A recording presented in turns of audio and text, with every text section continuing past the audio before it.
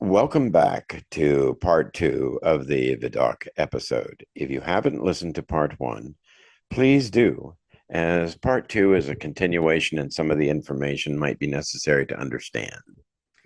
When we last left the story of Vidocq, we were left wondering about how this career criminal was going to turn his life of crime into a legend of criminology. So, Vidocq, before you were able to turn things around, you were arrested yet again. Is that the case? Exactement. The arrest in 1809, after watching the guillotine do its ugly work, had me thinking that it might be better to change how I was living. I knew the police were not doing a smart job of stopping crime, so I offered to help them. I became an informant and spent time first in Bicêtre, then later at La Force prison. Annette, my paramour, carried information directly to Jean-Henri, the chief of Paris police. She pretended to be having an affair with him to gain access without outside suspicion. And what sort of information were you delivering to the chief?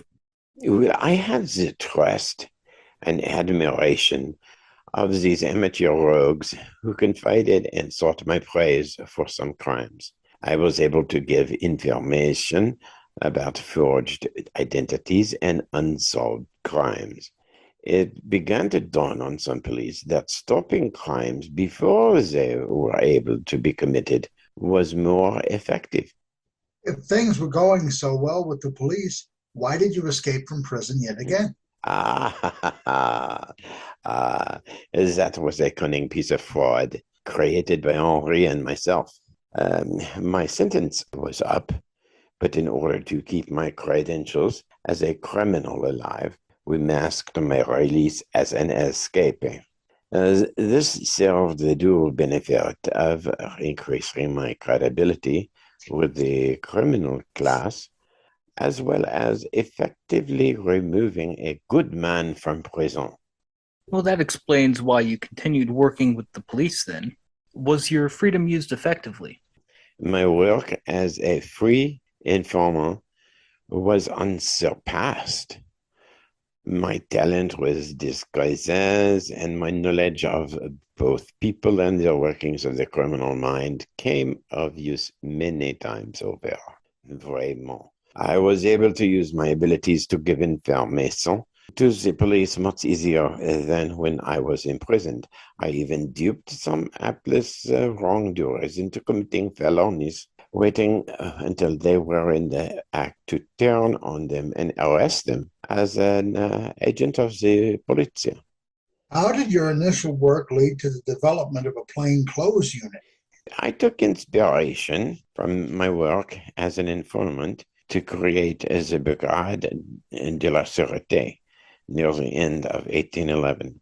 We were a precision instrument, a scalpel to complement Paris's bludgeon of a police force. We were only 8 persons, but our work carrying information to the main body of the prefecture of police was unparalleled in its ability to get criminals off the streets. We were finally recognized by the government in October 1812. Of course, I was put in charge of this elite unit. I understand your group was recognized by Napoleon himself. Oui, the emperor was quite pleased with my little group. In fact, on 17 December 1813, he decreed us to be Sûreté Nationale. Wasn't it difficult to get the authorities to accept your use of criminals in the Sûreté? The trick was letting them discover that hiring for more criminals would cost less and was going to be far more productive and effective. They knew I was in charge, and I always get results. We also understand that you were a pioneer in another way, using women as agents of law enforcement. How effective were they? These amazing, sweet-smelling flowers have always disguised a vicious core. They were amazingly effective with my tutelage and easily gained access to secrets without suspicion. This was also something that the emperor was so impressed with because he too tried to do something on the same lines. As well as the recruitment of women, you were a visionary in your training methods as well. What can you tell us about them? Oh, I could speak on that for some time. The bulk of my training methods revolved around the use of disguises, teaching my agents to not just to wear the clothes of an assumed identity, but to wear the identity itself. The best character an actor can portray isn't defined by the clothes you wear, but by whether the character's persona, the essence of the person, can be worn like a cloak. I trained my agents in martial arts and also taught non-violent interrogation techniques. And you also taught investigative techniques, correct? Well, certainement, I did. When torturing someone, they will tell you what they think you want to hear with no regard for the truth. I was appalled at the common police practice at the time, letting people wander about crime scenes without any regard to evidence being destroyed. I was more than a bit of a scientist myself. Not to mention that I also took into the personal account. As I say, torture does not yield truth. Torture just yields a confession. I gained more truth by taking some of these less than reputable persons to a meal, feeding them, talking to them, gaining their confidence. So, yes, I encouraged and instructed my agent to secure crime scenes. Do not let people wander through them and take stuff. It was stupid. I encouraged them to take notes and use their powers of observation. Look at things, really look at things, and use their minds above all else. I also had my agent sit in on court cases and monitor prison releases in an effort to have them become familiar with what criminals were at large in our city. You mentioned that you were a bit of a scientist. Can you elaborate? Well, I do hate to brag too much on myself. But yes, I actually kept a small, petit laboratory in the lower floor of the Sûreté building. I worked on everything from metal, how you say, thinking with metals, metallurgical studies to make plaster mold. You see, the idea of forensic science was unheard of outside of a few published articles, of which I read more than a few, I assure you. I was eager to apply this research to more practical aspects of law enforcement. My superiors remained closed-minded about the application of science, but were more than willing to accept the results of my labor. We see also that you hold patents in tamper-proof paper and indelible ink.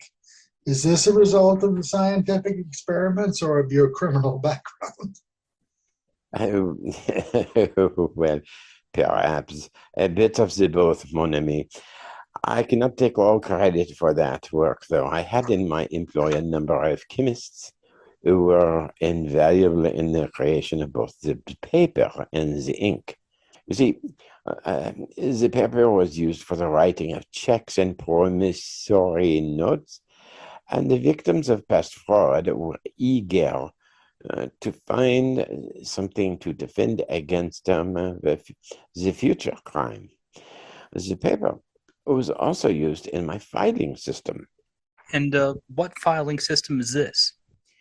Well, it would be not proper for me to expect my agents to have my formidable memory for faces and detail.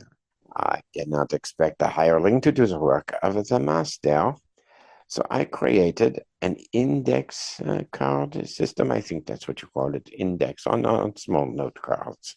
My system included measurement of criminal bodies, description of their person, any aliases, false names that they were known for, a good description of their common MO, and any other information deemed necessaire for catching the criminal in the future. For instance, there was a forger by the name of Lambert, and in addition to the usual data, his guard held a handwriting sample. During this period, there was a great deal of upheaval in France. The Bourbons returned to power, but the principles of the revolution endured. I was able to be useful to many rulers. They recognized my unparalleled gifts. And you were finally freed of your old forgery conviction in 1817. I'm sure that affected your work as well. Bien sûr, it did indeed. 1817 was a very eventful year. My Sûreté was working closely with the police politique on issues I cannot readily discuss even to this day. And together, we executed over 800 arrests, including 15 assassinations. King Louis XVIII was kind enough to pardon my crime on 26 March 1817, which led me to a far greater effort being put forth into my work. Even after all that work, you didn't actually make much money at the time. 5,000 francs isn't much in the 1800s. Oui, but my police force was done for my country and my people. For Vidocq, I worked as a private detective, and there is always someone willing to pay for good investigative work. I'm sure that this side work did not go unnoticed. It was most certainly noticed. Many accused me of taking bribes, of planting evidence of outright or falsifying crime, or out of a misplaced jealousy and a lack of understanding, no comprehension, imbeciles. I assure you, I would never do such thing. The 1820s started out great and then became rather hard on you. You married the destitute Jean Victor Goutrain and became good friends with Honore de Balzac. Then you suffered through several personal tragedies: the death of your wife in 1824 and your mother's death 1 month later. In addition to this, King Louis XVIII died in 1824 and was succeeded by King Charles X, who is renowned for his oppressive use of police forces, including the Sûreté, frequently recalling and micromanaging the various police at his command. For a time, things were well. Then the deaths of my wife, and my mother, and my king all occurred so close together. Then my friend and supervisor Jean-Henri retired, leaving the unremarkable Peresso in his place. Still, I would rather have worked under Peresso than the straight-laced Duplessis. I understand you had some issues with Mark Duplessis. Issues do not quite cover it. Duplessis was a conservative brown-noser with the brain of an ant. Again and again, he complained about me and my agent, saying we spent too much time in brothels and gambling halls. Where else did he expect my agents to find information on criminals? Did he expect me to find them as a mass? No. I had had more than enough of this ilk and tendered my resignation on 20 July 1827. It was around this time you wrote your memoirs, yes. Oui, and I'm sure it can still be found today. Then you remarried and moved to Saint Mandé. Oui, I married my cousin, Henrietta de Saint-Mande, which is a lovely small town to the east of Paris. I was wise with my money during my tenure with the Sûreté, and my memoirs were selling quite well. As a result, I was flush with funds and started my paper factory. And true to your past, you continued to mainly employ released convicts. And the close-minded folk believed I was underpaying my employee and overselling my product. Few seemed to grasp that the men and the women in my employ were actual people requiring the same basic human needs, thus requiring the same basic comfort. A year of this ongoing assault on my business left me bankrupt, and I sold my business a year later in 1831. In the short time that you were away from Paris, Duplessis had to resign his post. And the July Revolution of 1830 forced Charles X to abdicate, but you had not lost your cunning, and Gisquet called upon you to be chief of the Securite once again. Indeed. 2 years later, I saved the entire country when a riot broke out at the General Lamarck funeral. There was some bloody work done to protect France over the next few months, and not all of the police approved of my method, but I believe I did what was necessary to protect the citizen king, Louis Philippe. Still, the damage to yourself and your organization was done. Many believe that you were reinstated based on information planted by one of your agents, and many still believe that your agents were unreliable criminals, useless as eyewitnesses. Imbeciles. One of my agents, may, I say may, have mishandled evidence during my reinstatement. He was found guilty of this crime, and although I maintain the innocence of all of my people, I, of course, was found innocent of this malfeasance. Still, I was reminded of why I had resigned in the first place and again tendered my resignation on 15 November 1832. And they made short work of your Securite, dissolving it completely and then reestablishing it the very same day, but this time only using agents without any criminal record. Nevertheless, you continued your investigative work, did you not?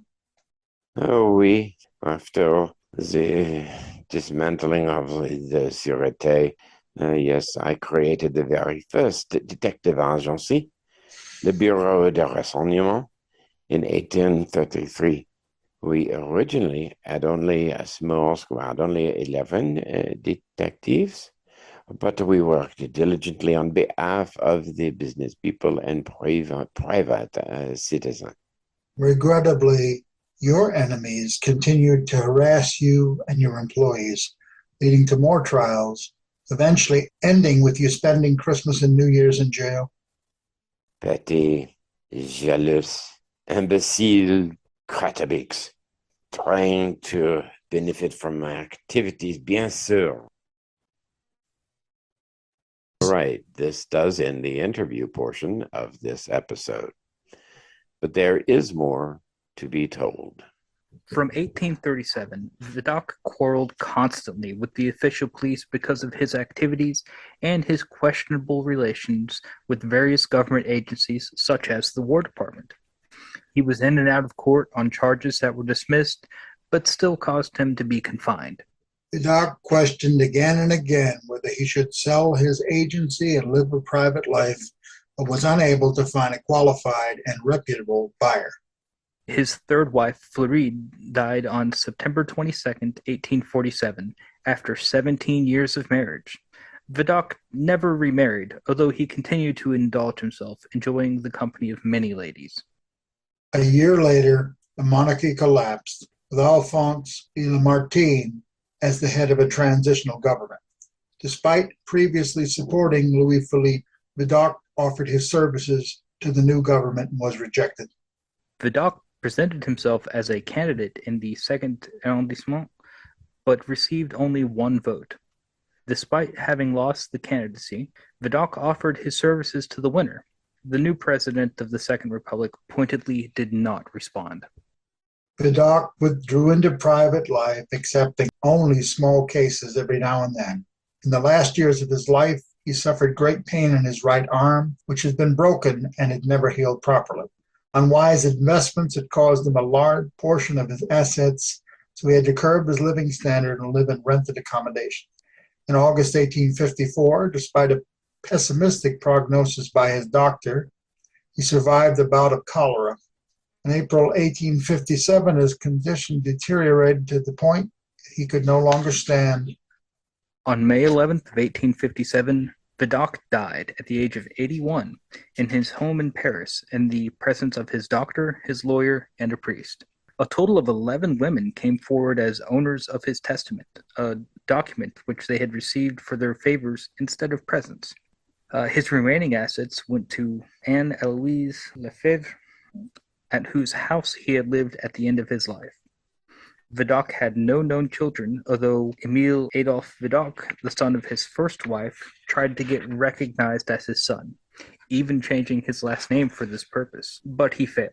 Vidocq had left evidence which ruled out his paternity.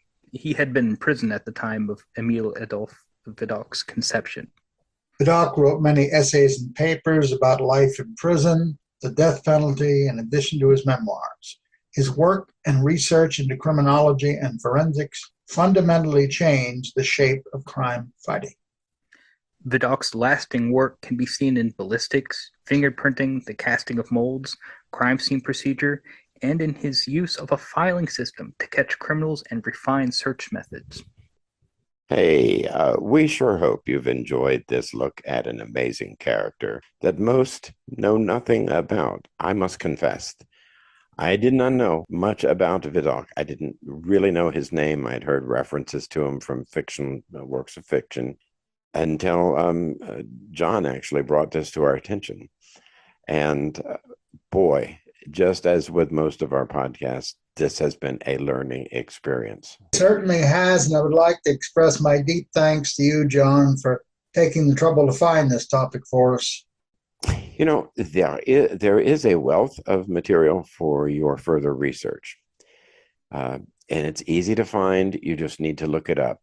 By the way, Vidocq is spelled Vidocq.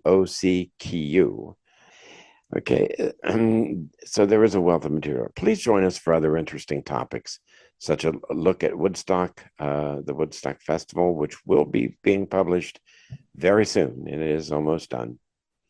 Thanks again. Have a great day. Thanks, folks.